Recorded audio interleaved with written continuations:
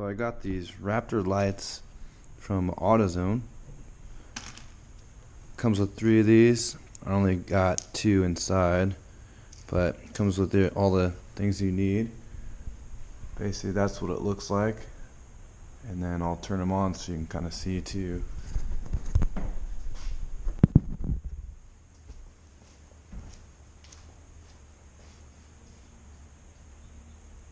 Basically you just run the LED wire through wherever you like it. I put one right there, one right there, and then on the back side it comes with a bracket and the supplied washer, so it'll lock it down. And you basically just run the wire through, and then I connected both of them to one right there, and then basically you want to run it to your daytime running light on the corner bulb right there.